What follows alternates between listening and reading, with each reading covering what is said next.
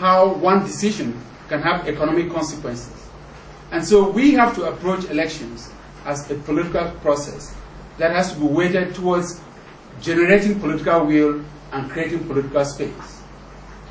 And I think if we take that approach, we would see that the economy of investing in a good election is a worthwhile investment, and the dividends for a country and the people are huge.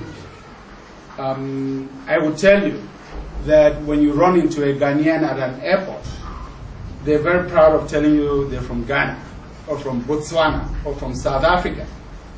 And sometimes when you have to say you're from Cameroon, people say, what's wrong with your country? It's very shocking. I hope we'll get to a point where that will be part of history. Merci pour votre patience, Dr. Fanny. Je voudrais juste adresser deux issues qui sont très simples. Il y a un discours aujourd'hui au Cameroun qui veut que le candidat sortant, donc le candidat en place, doivent absolument gagner de manière légitime, normale et légale, parce qu'il y a énormément de candidats. L'opposition est dispersée, en tout cas les candidats contre lui sont nombreux, et donc ça lui ouvre le chemin.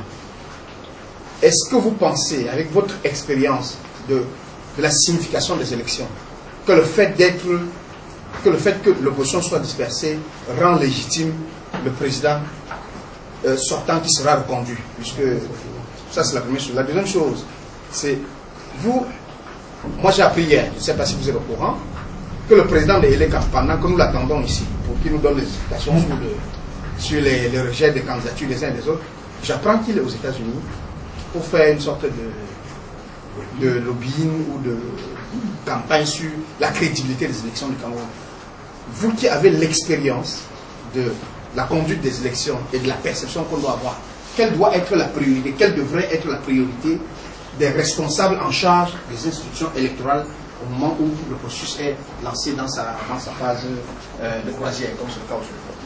Est-ce que le comportement, l'activité actuelle du président de l'ECAM est-il conforme avec l'activité des personnalités de ce type d'institution à ce rôle, à ce moment? Sur la première question, je crois que nous devons toujours faire la distinction entre la légalité et la légitimité. Et de plus en plus dans le monde d'aujourd'hui, la légitimité compte aussi, sinon même plus que la légalité. Il faut que chacun puisse en tirer les leçons. Comme j'ai dit dans mon mot introductif, une élection c'est tout un processus. Le monde n'est pas dur. Dans le monde d'aujourd'hui, le monde est devenu un village planétaire. Les gens voient, ils écoutent, ils entendent, ils font leurs analyses. Et ça devient de plus en plus difficile de tromper une personne, encore moins tout le monde, encore moins tout le monde tout le temps. Sur la deuxième question, je suis un peu attristé par ce qui se passe, bien ce qui doit se passer à Washington ce matin même. Ça circule sur Internet.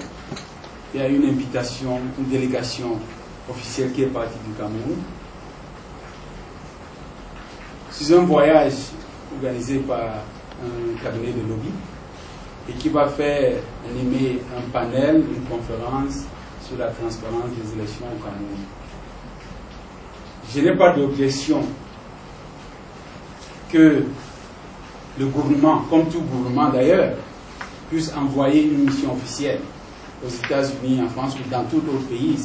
C'est l'obligation même d'un gouvernement de soigner l'image du pays. Donc je n'ai pas de problème sur ce point pour éviter tout équivoque.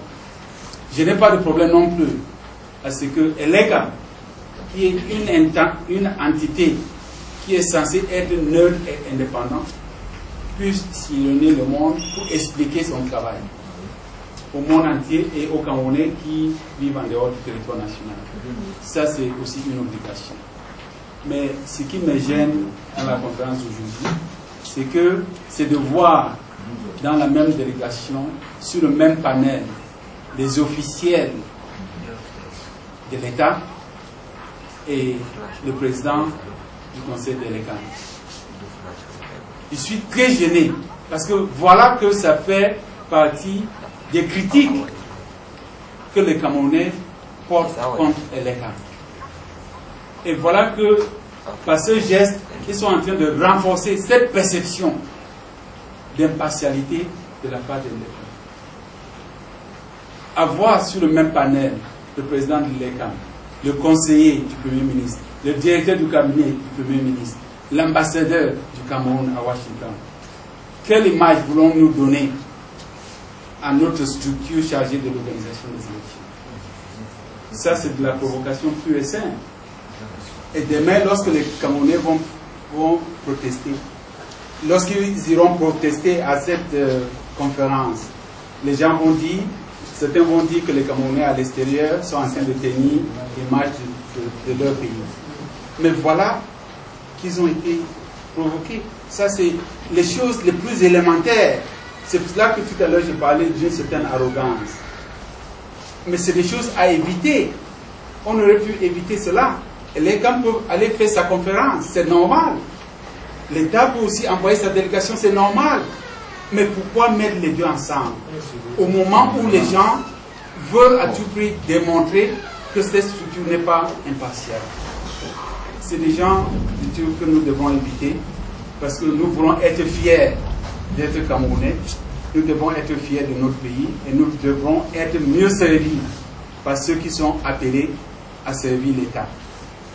Sur ce, je voudrais vraiment vous remercier pour votre disponibilité. Je vais vous donner mes coordonnées avec tous mes numéros locaux, email et tout, et je suis vraiment à votre disposition pour toute conversation éventuelle. Je vous remercie pour votre attention et bon travail, bonne continuation. Merci, docteur.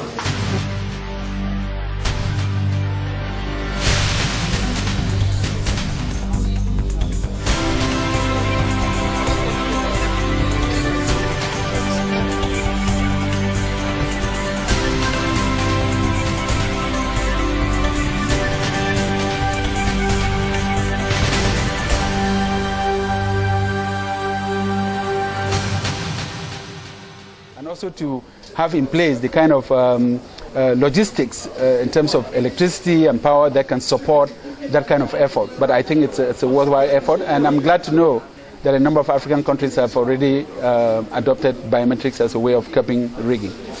Je dis que je pense qu'il est important de tirer la sonnette d'alarme et d'énumérer un certain nombre de facteurs qui m'ont poussé à la réflexion. Parce que c'est mieux de le faire maintenant que de regretter par la suite pourquoi on n'a pas avisé et qu'on n'a pas averti. Mais je crois à mes compatriotes, je crois que chacun fera de son mieux pour que le Cameroun ne dérape pas et on aura le temps, après les élections, de faire un bilan beaucoup plus exhaustif. Bon, pour Wikileaks, je ne connais pas vraiment, mais si ce qui a été attribué au vice-premier ministre Amadou Ali, si cela s'avère exact, c'est que je serais choqué et même attristé parce qu'il fait quand même partie des personnalités pour lesquelles j'avais beaucoup de respect compte tenu de sa façon très réservée. Mais ce propos, je me dis que quelque part, chacun de nous devrait se sentir blessé dans son amour propre, dans son patriotisme. Parce que, comme je vous l'ai dit tout à l'heure, j'ai beaucoup de frères et de sœurs, j'ai beaucoup d'amis qui sont nordistes, mais qui ne réfléchissent pas de la même manière. Ce n'était pas utile de mettre sur la place une déclaration ou bien de tenir un propos qui ira dans le sens de stéréotyper des Camerounais, que ce soit des nordistes, des Bétis, des Bamlékés, des anglophones. Ça voudrait dire que tout ce discours sur l'unité nationale, sur la paix et la convivialité entre les Camerounais, c'est un coquille vide. J'ose espérer que ces propos ont été mal interprétés, sinon, à défaut de nous donner une impression de fait que même ceux qui prêchent ce langage de la paix n'y croient pas eux-mêmes. Je n'ai pas des informations précises sur le budget de l'ECAM, mais mon espoir aussi, c'est que dans l'esprit de la transparence et de la responsabilisation dans la gestion des ressources publiques, donc du trésor public, après le scrutin, que l'ECAM pourra publier son budget et expliquer comment les différentes dépenses ont été engagées. D'après moi, il y a un élément important, c'est que si on pouvait engager des dépenses pour avoir des élections crédibles, les dividendes sont toujours très grands. Parce que nous avons vu que chaque fois qu'un pays a réussi ses élections, ça attire des investisseurs, ça crée des conditions pour le développement et ça renforce les partenariats avec les différents pays amis, ce qui pourra récompenser tout ce qui aurait été dépensé pour l'élection en question. Ce qui serait mauvais pour notre cas, c'est qu'on puisse dépenser et ne pas avoir de bonnes élections, ce que je ne souhaite pas. Vous savez, la question de la multiplicité des candidatures, on peut l'aborder aussi sous un angle non partisan. Parce que, vous savez, pendant une période électorale, c'est le moment où chaque parti politique, chaque candidat devrait exposer son projet de société et avoir des débats avec des citoyens sur son projet de société. Or, selon notre code électoral, la campagne doit durer 15 jours. Dans un pays où nous avons beaucoup de difficultés à nous déplacer du nord au sud, de l'est à l'ouest. Est-ce que quelqu'un peut imaginer que dans les 15 jours, ces candidats auront la possibilité d'aller exposer leur projet de société à travers le pays? Donc il y a des inconvénients à la multiplicité de candidatures, même si on aborde la question sous un angle vraiment non partisan.